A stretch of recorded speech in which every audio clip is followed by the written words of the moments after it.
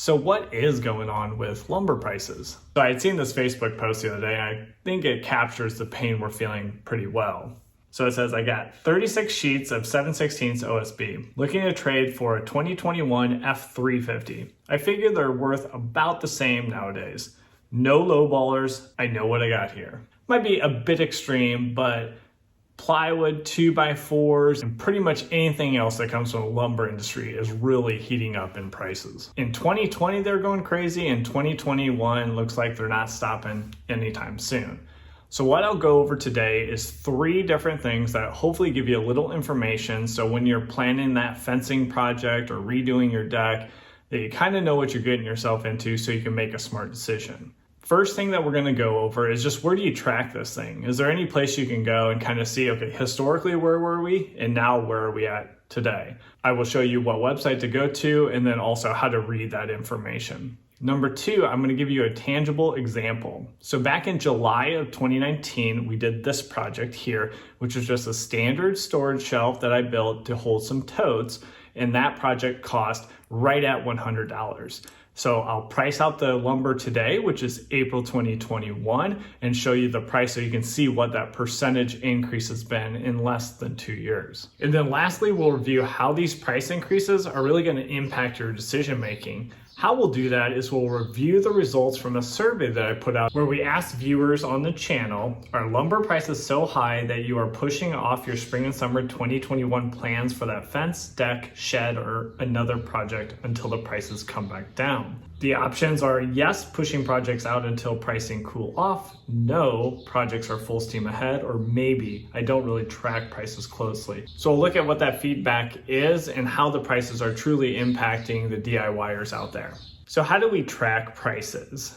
Depending on when you're watching this, you might want to see have prices come down since this video's been out, or where is it over the last 2 years. The best place I found to track this is with the lumber futures market. Lumber futures, and we won't dive too deep in what futures are. That's an entirely different video and an entirely different channel, but lumber futures are one of the many commodities that are exchanged on the Chicago Mercantile Exchange, or the CME. This is where you hear the oil prices, gold prices, silver, copper, soybeans, corn, and so on. So lumber is one of those line items. So you simply can go to Google, and if you type in lumber commodity prices, you'll find several options out there where you can look at the chart. Let's go to the tradingeconomics.com.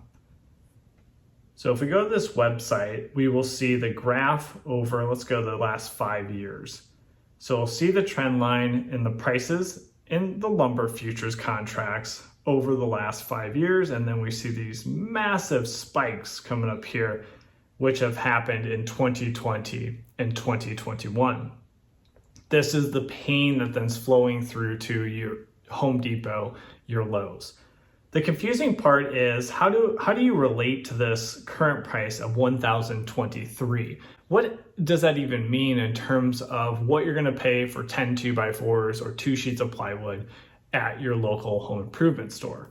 So what this is, when we talk about lumber in this case, they are taking soft woods like pine or fir and just 2x4s of various lengths from 8 foot to 20 foot in certain percentages, and they're rolling that up to 1,000 board feet. So we still need a couple more pieces of information to relate what we're seeing on the lumber futures market to what you might see in store. A good place to start is, how do you measure board feet? How do you convert a 2x4 that's 8 foot long, and how many board feet is that? Is it 8 board feet, or is there something more complex? A board foot actually measures volume, and it gives the industry the capability to take various board dimensions and bring those to a common unit of measure, which is volume. All you need to do is take the thickness in inches times the width in inches, divide that by 12, and then multiply the length in feet of your board. So taking a 2x4, for example, we would take 2 inches by 4 inches, which would give us 8, and we divide that by 12. So we'd have 0.75 multiplied by the length in feet of the board. With an 8 foot 2x4, we would multiply by 8, and that's going to get us 5.33 board feet. So an 8 foot long 2x4 is 5.33 board feet. So then if we divide 1,000 by 5.33, we see that we get about 188 8-foot long 2x4s would be the price of $1,023 currently, or about $5.44 per 8-foot 2x4. So if we look at the overall flow from trees all the way to the end consumer getting an 8-foot long 2x4, you would start off with your landowners or your tree production. Then we'd go to the loggers who would come in and cut the trees down. They would bunch those together, put those on semis, and then bring those to a log yard or the mill. Now the storage and mill has many different variations, whether you're doing just dimensional lumber, whether you're slicing it off in sheets or veneer for plywood or veneer for furniture. But the pricing that we were talking about, which was $1,023 per 1,000 board feet, is actually right here at this step. This would be coming out of the mill, and it's at a certain moisture content. It's a certain percentage distribution of 8-foot 2x4s, 16-foot, 12-foot, 20-foot 2x4s. And that is the cost that then somebody could expect, like a wholesaler could expect to pay, or Home Depot or Lowe's who go directly to these larger mills. Now there are a few more people, as you can see, like Home Depot or Lowe's or wholesalers for smaller lumber yards, who might then add on a little bit more price.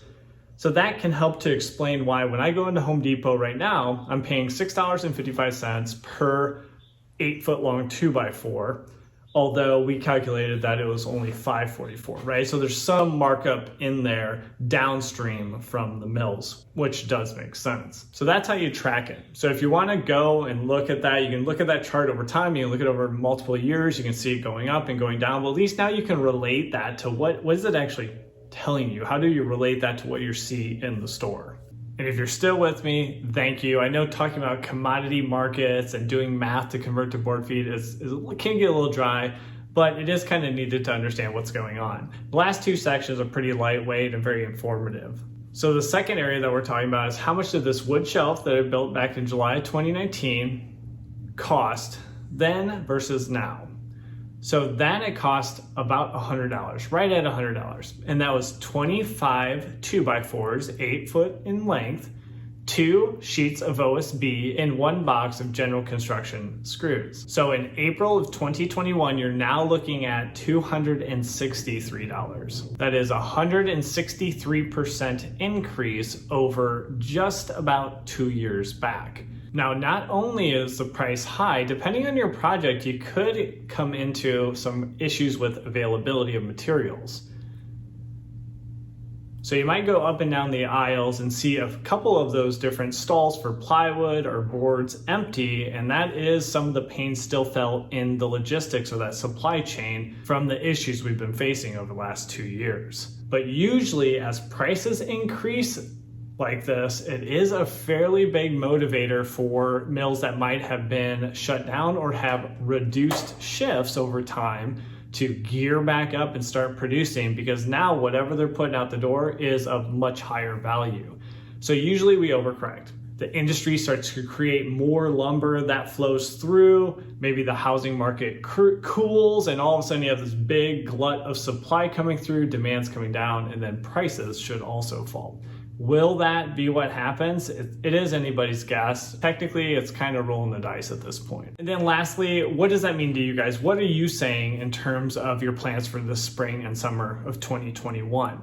So I put out a survey and already have over 500 votes in. You can go to our channel page, you can go to the community tab, and you'll see this survey and other surveys. All you have to do is vote and you'll see the most up-to-date results. So the results I'm going to show you are of April 5th, 2021, and we have about 500 people responding. I wouldn't expect the results to change much in terms of percentage distribution, even after we have thousands of people voting. The overall question was, are you going to push off those projects? Are you still doing projects or just not really paying attention? Now, sometimes it seems like YouTube has a little issue rolling up to 100%, and we see that here as well. But overall, yes, 69% or 7 out of 10 people say they're pushing projects off and waiting until those prices come back down.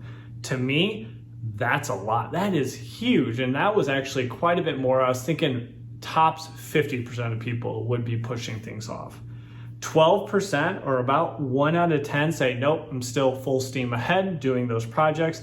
And then about 2 out of 10 people are saying, I don't track these things. I pick up the few products I need and go about my day. So 7 out of 10 people are making adjustments in their plans. That is pretty crazy. So with 7 out of 10 people, you can tell the prices are really getting to the level where people are just having to adjust their plans. They cannot afford to do that deck, to do the shed, to do the fence at these prices. But let me know in the comments. I want to hear from you guys. And what are you thinking? What are you seeing? Are you from the industry? Do you have some insight of what's going on and what we can expect possibly in the future? And then before you take off, don't forget to smash the like button to help us out with the YouTube algorithm, and also subscribe to our channel, as we have multiple videos coming out per week to help you around the house with your home repair and improvement projects. And we'll catch you on the next one. Take care.